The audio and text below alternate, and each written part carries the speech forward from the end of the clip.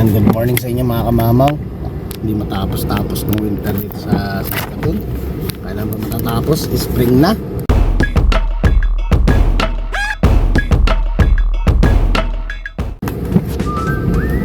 Yung mga alaga natin hindi ko mailabas mga kamamaw. Nakahawa din ako sa mga alaga natin. Kasi di rin man sila tumatagal din sa sobrang malamig din na ganito ko. Kaya ako sila sa labas. So sinechempo ko na sana matagal. Nakakaano rin mga kamam sa totoo lang. Nakakapagod din buhanin yung winter. Napakatagal. Lalo na yung excited ka palagi na sana gusto mo lang lumabas, gusto mo lang maglakad, kasama mo yung mga alaga mo, hindi mo magawa. Ano na ngayon, April ano na, ay hindi, ano na pala ngayon. Oo nga, tama, April na pala ngayon mga kamamaw. Siya na medyo naglak ako eh. March pa lang pala kahapon. Yan, April 1 na ngayon. So dapat yan, medyo maganda na yung panahon. Okay lang naman yung ganyang snow na hindi naman talaga siya, eto kahit maghapong ganyan yan, matutunaw lang yan. Pero yung lamig ba, tsaka yung gusto mong mainitan ka, madampian ka ng init ng araw sa pag lumalabas ka. Ito yun man yung panahon mga kamamaw. Mabago-bago. Kamusta naman pala kayo dyan mga kamamaw? Pasensya na kayo minsan kung hindi ako masyadong makapag-vlog. Di katulad kasi dati daily vlog tayo eh. Ngayon hindi tayo makapag-daily vlog. Napaka-busy ko mga kamamaw dahil siyempre si Mrs. nakabalik na rin sa trabaho. So kami ngayon kami, busy kami, salitan kami sa schedule, lalo na yung baby Jacob. Lalo na ako dahil ako lang yung nagdadrive sa amin. Ako lang yung talagang katulad yan, iatid ko si Mrs. Susunduin natin yung anak natin para siya naman ang mag-aano kay Jacob. Medyo busy si kamama ngayon talagang eto siningit ko na lang kasi nga mag-grocery tayo. Kwento-kwentuhan din tayo. Di ba pa rin mga kamama pag may katuwang ka dito sa may katuwang ka lalo sa bata, baka anuin ko na yung offer ni tita o sakaling si Mrs. makakuha na mas magandang oras ng trabaho. May bago na gawin natin para kahit paano yung pahinga natin makapagpahinga tayo ng konti. Di ba pa rin mga kamama pag bibigyan mo rin pahinga yung katawan mo, kasi kung di mo bibigyan pahinga mahirap na rin mga kamama pag ako nagkasakit o isa sa amin yung magkasakit ang hirap. Ay nakakatawa naman dahil yung anak natin ano siya sa atin minsan pinapanood natin sa camera, ano naman sila, maayos mag-alaga yung kapatid niya, tsaka tahimik. Sabi ko nga sa kanya kagabi, pag ikaw nagbabantay kay Jacob, si Jacob behave. Pag kami dalawa ni Mrs. ang nakabantay, hindi pwedeng hindi kami makikita nung bata pag iniwanan namin doon sa may palaruan niya. Naglalaro siya pero kailangan nakikita kami. Pag hindi kami nakita, nagtatantrums naghahanap ng kasama ng mami at daddy. Pero pag yung ate bless niya, pag pinaglaro doon maglalaro lang siya, alam niya pag si ate bless niya nakabantay sa kanya, may limitation siya, hindi siya yung pwedeng babyin, parang gano'n ang dating. Kaya nakakatawa pag sinisilip mo sa camera, akala mo matured na bata yung inaalagaan ni Bless doon na naglalaro lang, tapos pag pinatulog ni Bless natutulog agad. Kaya nakakatawa, sabi ko pag yung ate mo nagbabantay sa'yo, napakabait mo. Kaya nakakatawa lang mga mama kasi may kaagapay tayo sa sa anak natin. Ngayon as usual, ano ba yung ginagawa natin ngayon? At lumabas tayo is bibili na naman tayo ng gatas. Mabilis maubos ang gatas ng alaga natin malakas talagang dumede. Saka dito ngayon ang daming nakaano, ay medyo nag-aano tayo sa pagdadrive. Maraming pulis palagi ngayon na lubas. Kahapon ang daming pulis na nagwawangwang nakita mo yung kalsada, ang daming nagwawangwang Bantay sarado ang kalsada ngayon dito sa Saskatoon. Di ko alam bakit meron dito sa bakit ganun siguro maraming makukulit, marami na namang alam mo na kasi medyo nawawala na ng konti yung lamig. Di naman siya totally malamig na ngayon, negative 1 lang, nag-i-snow lang ngayon. Yung mga gantong negative 1 wala sa mga ano to, yung sa mga gala, yung mga naglalabas na First Nation, wala sa kanila yung temperaturang yan, normal lang sa kanila yan, kaya hindi sila nilalamig, kaya sila naglalabasan na ngayon. So syempre medyo ingat-ingatan din natin ngayon yung sasakyan natin dito sa may lugar natin, at sigurado may yung mga dayo sa ibang lugar na mahilig maggagala, mahilig talaga silang gumala mga kamama. Honestly, sila yung taong hindi sanay na nasa loob lang ng bahay, talagang naglalakad yung mga yan. Minsan may mga bit-bit pa yan na kung ano-ano, meron pang stroller na bit-bit yan, nakala mo may batang nakasakay, mga gamit lang pala nila yan. Hindi sila mapakali ng hindi sila lumalabas, tsaka mahilig din silang maglilibang, like kadalasan pupunta sila sa mga slot machine. Yan, marami din tayong experience sa ganyan mga kamamaw sa trabaho natin sa bar dati. Ako ang dami, alam mo yung tipong yung barya na parang alam mo yung parang galing sa alkansya, naku bibit-bitin pa nila para maipagpapang pang slot machine pa. Makikita mo minsan ang tubgit ng barya, minsan inabot pa nga sa akin. Hindi naman ako sa maselan, pero syempre nandun ka sa point na unsanitary kasi yung dating pag iaabot sa'yo yung barya. Alam mo yung parang may sipon pa, pasensya na sa term na sinabi ko ganun talaga siya ka mga kamama, talagang kahit hindi ka maselan, magiging maselan ka dahil grabe talaga sila. Parang yung imbis na pambili na lang nilang pagkain, yung pa nila inaano. Wala nang problema ko sa nila, gamitin yung pera nila at pera nila yan. Ang masama kasi at ang pangit is wala ka nang pera, pinansusugal mo pa, tapos pag wala kang mamalimos ka. Alam mo yung ganun, parang as part of habang nagmamature ka, dapat nangangarap ka, dapat imbis na puro ganun ang gagawin mo, magtrabaho ka, magsikap ka para hindi ka mukhang kawawa. Hindi ka naman sila inaano, pero syempre ang pinapoint out ko lang dito, bakit nandito kayo sa magandang lugar nandito kayo sa Canada magandang buhay na meron kayo dito sinasayang lang nila sa mga ganung sayang lang kasi honestly may mga nakukuha din sila sa government every month. O imbis na parang ipambilin nila ng grocery yung kung sakaling kasi karamihan sa kanila hindi talaga nagtatrabaho. Meron ding mga senaryo na dito na imbis na bata pa lang yung alam mo yung bata pa lang dapat nagagabay na sila ng mga magulang nila dahil dapat tinututukan sila sa eskwelahan, tinuturuan sila ng minsan kadalasan makita mo dito mga bata pa lang parang tinitraining ng gumala hanggang sa syempre napapariwara.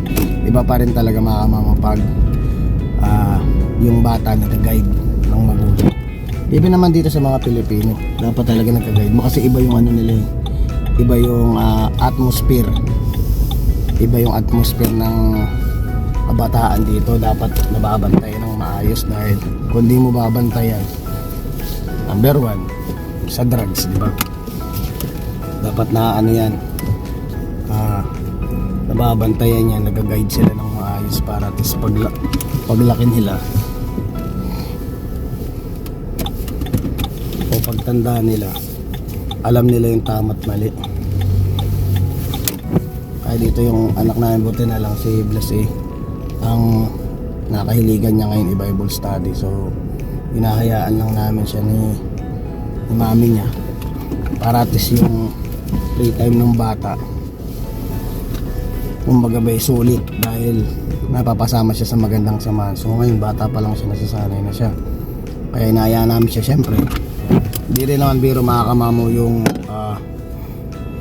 inaano mo siya sa kinukulong mo siya sa bahay. Dapat rin niya, ma-enjoy niya yung kabataan niya.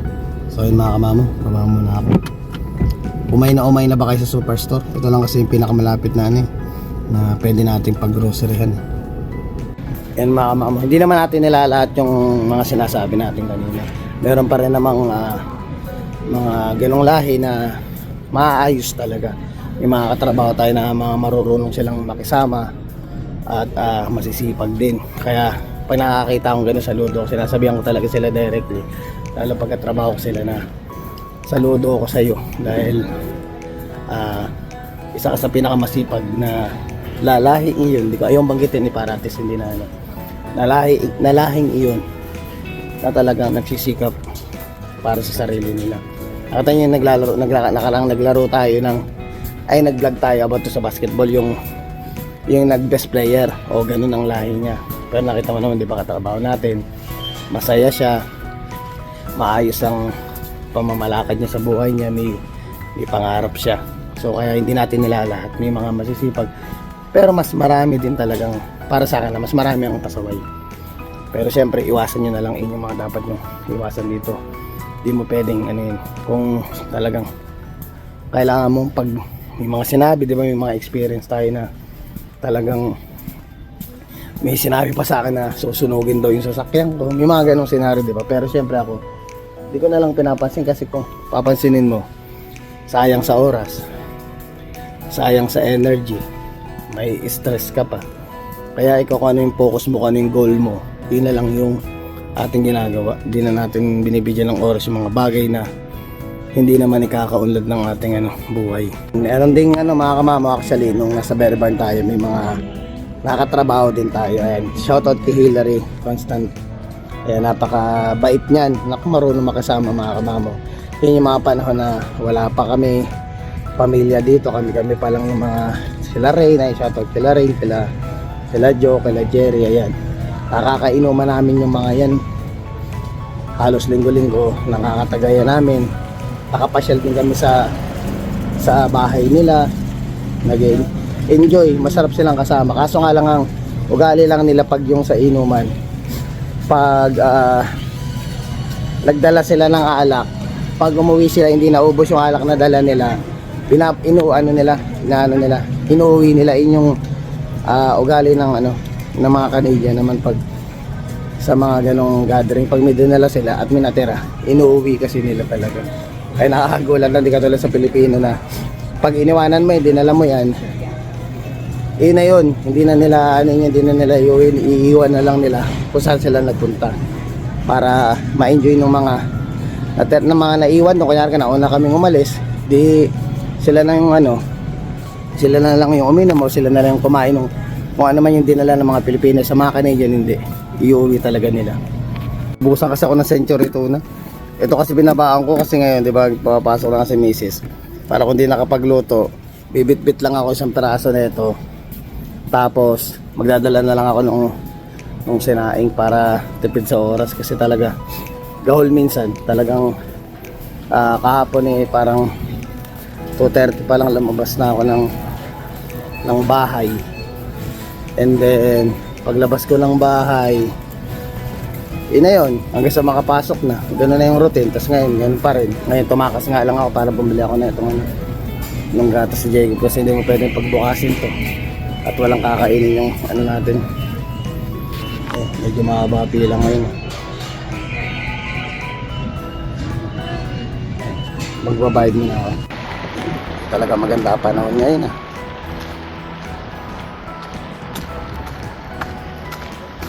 Nakasalubong pa natin si Kuya Roger, yung president ng Bigpack. Ay, ayan. Pag-uwi, aligaga na naman kami. Kailangan mapaliguan na yung alaga namin. Nakakatawa lang kasi si Jacob yung, alam mo ba mga kamama, share ko lang din.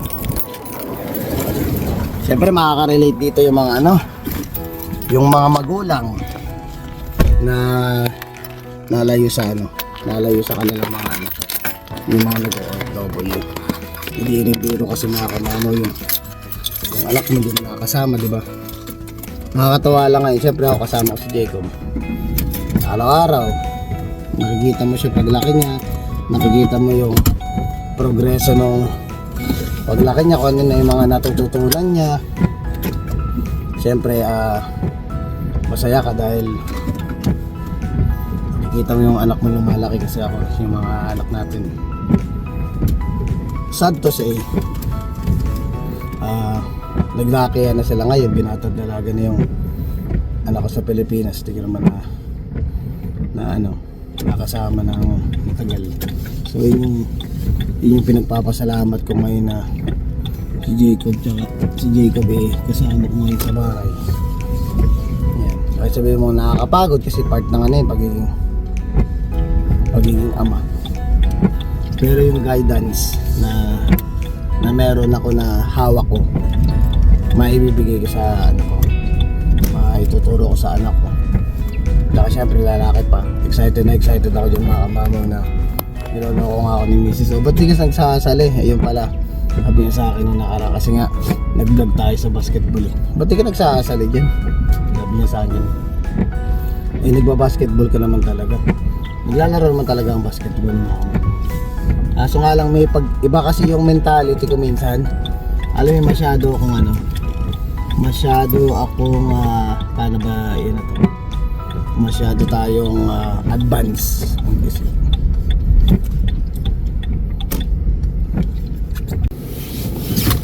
Medyo nagpagas lang ako. Masyado tayong advance mag-isip mga kamamo kasi lagi iniisip ko, ako lang nagdadrive sa amin diba? Iniisip ko syempre yung basketball, physikalan yan eh. Anytime pwede kang mapilayan or something na ganun. Iniisip ko yung paano kung mapilayan ako, paano na lang itong mga inahatid ko, paano na inalagaan ko, paano na lang yung mga alaga nating aso diba? Kung mapilayan ako. Kaya parang tinitira ko ba yung energy ko, sabi ko nga kay Mrs. Tinitira ko yung energy ko, gusto ko yung hinihintay ko din si Jacob kung sakali lumaki si Jacob. Yung bang ako, kumbaga may physically health, kasi sabihin natin na bata pa tayo, siyempre hindi natin may iwasan mapilayan. Gusto ko yung kumbaga malakas tayo, physically health tayo, na pag si Jacob dumating sa point na pag lumaki na si Jacob, sana ako na darating si Kuya Nathan dito eh. Yung dalawang lalaki kung kasi as a man, pangarap mo yung makakalaro mo ng basketball yung mga anak mo. Siyempre baka makahiligan nilang maglaro ng basketball o kung ano mang sports dito sa Canada. Yun yung pinaghahandaan ko na malakas pa ako. Yung energy ko na sinave is para sa kanila yun, na sila yung makakalaro ko, na pag laki-laki nila, kung ano yung libangan nila, sasabayan ko sila sa libangan nila, yung dalawang lalaki natin. Dahil yung dalawang babae, iba naman kung ano yung sports natin nila, walang problema sa suporta natin. Iba pa rin yung paglalaki talaga eh. Yan, kung ano yung mga kahiligan nila, suportahan ko sila, na makakalaro ko sila sa basketball. Yun ang sinabi ko kay Mrs. bakit hindi na ako masyadong naglalaro, parang tinitira ko din yung energy ko. Kasi nararamdaman ko hindi na ako katulad nung dati na nung kabataan natin na nung time na wala pa siya, parang mga way back 9 years ago. Batak na batak talaga ako sa trabaho, lalo na dito mga kamamo. Banggit ko na sa mga dati kong vlog na ang trabaho ko nung wala pa si Mrs. tatlo. Nagki-cleaning ako, trabaho ko sa warehouse sa umaga, server ako sa hapon, cleaner ako, naglilinis ako sa gabi hanggang madaling araw, tapos papasok ko din ako umaga. Ganun katatag si kamamo. Alam mo yung 3 hours na tulog ko dati, hindi ko napapansin yun. Ganun ako ka motivate nung time na yun, paano ako mag-ipon, paano ako ganun yung mentality ko. Kaya yung pagod ko siguro hindi ko nararamdaman. Pero anyway, ito na ngayon dumarating na point na nagkakaedad ka na. Hindi naman totaling may edad ako, 39 pa lang ako. Pero syempre, siguro nasanay na ba yung katawan mo na hindi ka na nagtatatlong trabaho, tapos biglang may darating na mga ganyang senaryo na hindi ka praktisado.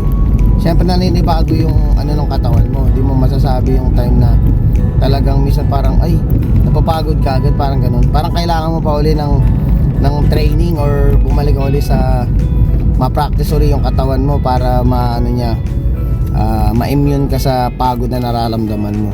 So ganun siguro nangyayari ngayon, kaya parang yung naging mentality ko na parang na sa akin na lang yun, hindi sa iba yun, sa akin lang yun, na parang yun ang naiisip ko lang Hindi ko rin alam kung negative o positive ba na way na dapat ganun ka mag-isip.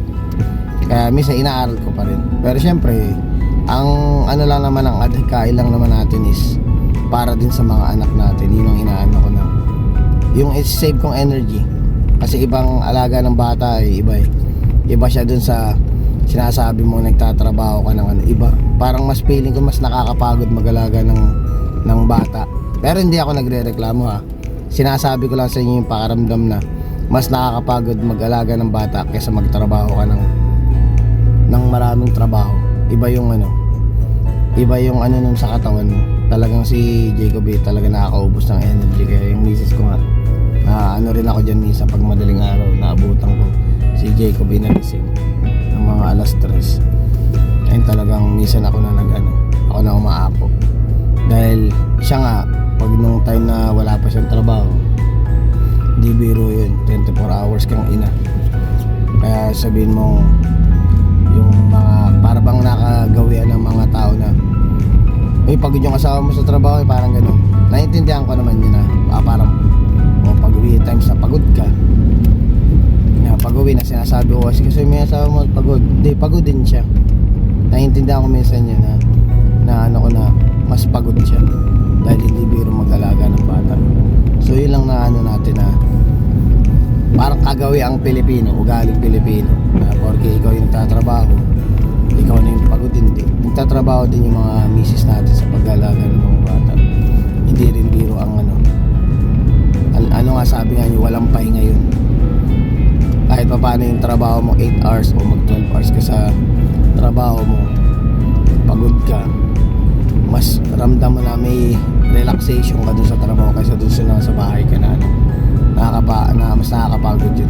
Kasi ang pagod nun, utak tsaka katawan nagsabay. So sa trabaho iba-iba yan, pero mentally tired ka lang, tapos yung isa naman physically tired, magkakaiba yun. Pero yung sa pagiging ina, mentally magkasama yan, mentally tsaka physically pagod dyan. Kaya saludo tayo sa mga nanay na nandyan palagi para mag-alaga o gabayan yung mga anak nila. Kaya saludo ako sa mga mami na yan, lalo na yung sa mga OFW na katulad na ito na experience namin. Wala kaming kamag-anak, wala kaming kaalalay, kami lang talaga. Kung hindi mo talagang mahirap eh. Lagi mo na lang isipin yung iba nga nakakasurvive eh. Dapat kami din ganun na lang ang mentality mo para maboost yung yung gigil mo para malagpasan mo yung mga pagsubok na dumarating sa iyo as a OFW dito sa Canada. Ay mga kamamaw, sanay na siya, naglalaro siya mag-isa. Hello! Hi ka na. Ayun o, naglalaro na siya. Yung malaki na yung anak kong na yan eh, big boy na eh. Kaya mga kamamaw, atid muna bago pumasok. Ayun na yung isa, nakaready na. So yatin mo si Mrs. Sundayin ko si ate niya. And then si Diego is babalik natin sa bahay kasama yung ate niya. So yun mga kamamaw, buhay Canada. Nandito kami sa school ni Ate Bless niya. Tatawa lang mga kamami, nangyari kasi pupunta ako sa park dito kasi mahirap yung parking na pag hindi na tayo nakaabot dun sa may harapan ng school nila eh. So dito tayo sa mismo parking lot. May space dito na nauna ako, dalawa kasi kaming sasakyan eh, nasa likod yung isa. So naglagay na ako ng space dito para doon sa kabilang side makapasok siya, instead na hintayin pa niya ako dahil nasa likod ko siya. Nagbigay ako ng space doon dahil aatras dapat ako dun sa side na to.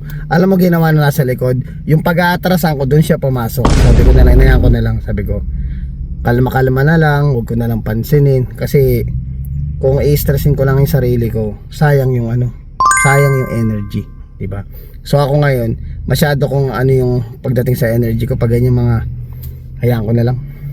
At least ngayon nakatapos na, di pa ako nakasakit ng salita o wala pa ako nasabi dun sa kabila. Sinay ko energy ko dahil may pasok pa ako. Kasi sayang lang eh. Sayang yung oras kung magagalit pa tayo. Nakakuha naman na tayo ng parking pero natawa lang ako. Papadaanin ko siya. Tapos sinesay niya siyang dumaan. Ginawa niya, kinuha niya yung ano ko. Kinuha niya yung parking spot ko. Kaya yun yung mga bagay na dapat matutunan nyo. Huwag din masyadong dadaanin sa init ng ulo. O kahit ano man ang mga pagsubok na dumatating sa iyo. Huwag ka magpapa-apekto, huwag mo i-release sa ibang tao yung nararamdaman mo, dahil sigurado gulo lang ang ibibigay niyan sa iyo. Kaya yun yung pinakamagandang mapapayo ko sa inyo. Kalma-kalma lang mga kamamaw.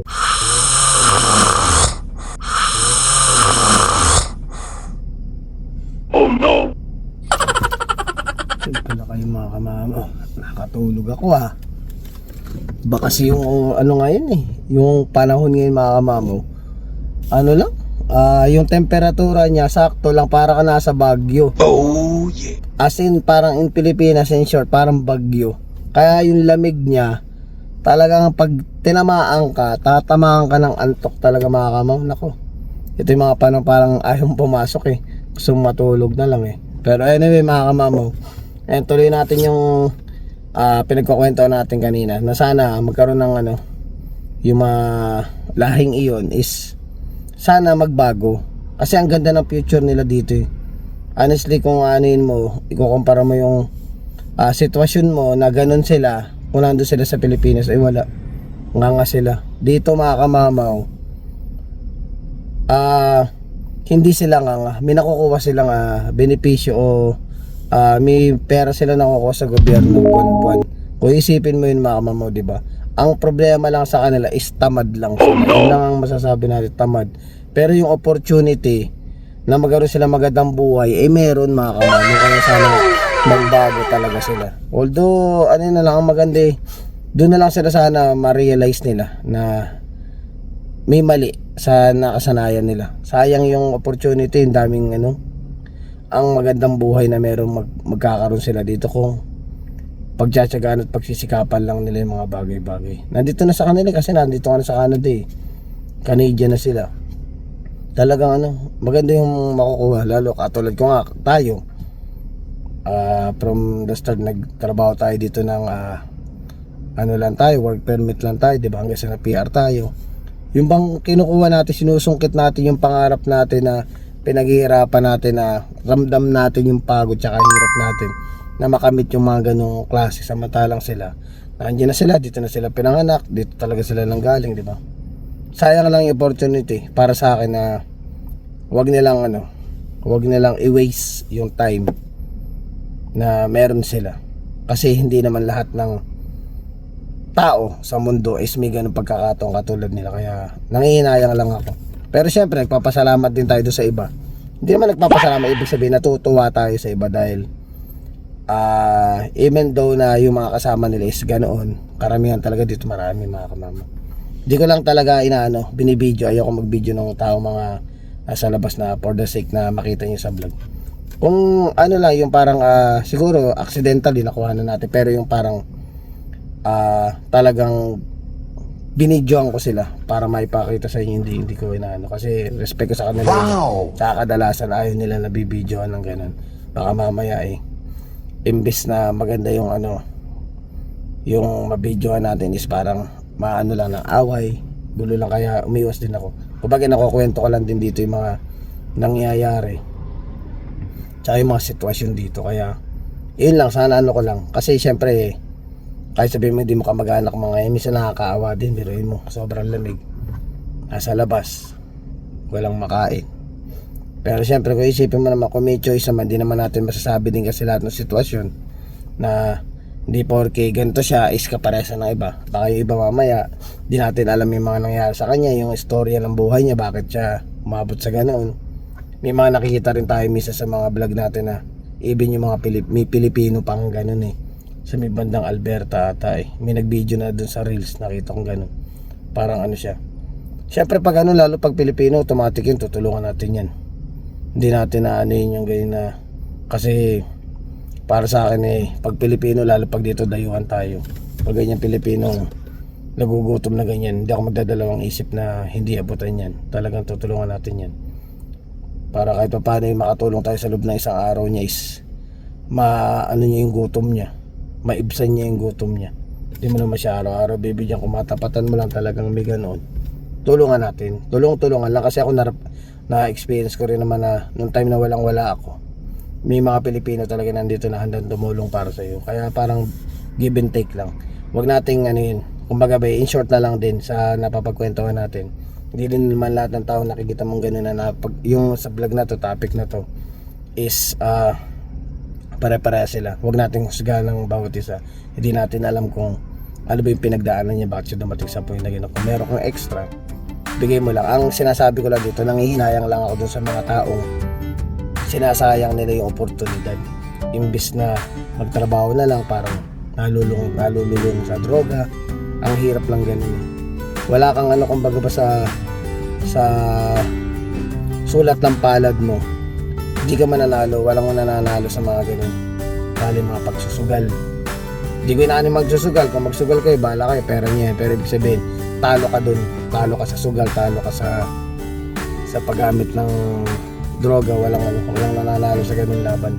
Ang mas maganda is magsurikap ka, mangarap ka para sa pamilya mo. Ayun mga kamamaw, tapusin ko na ito vlog. Maraming salamat sa inyo.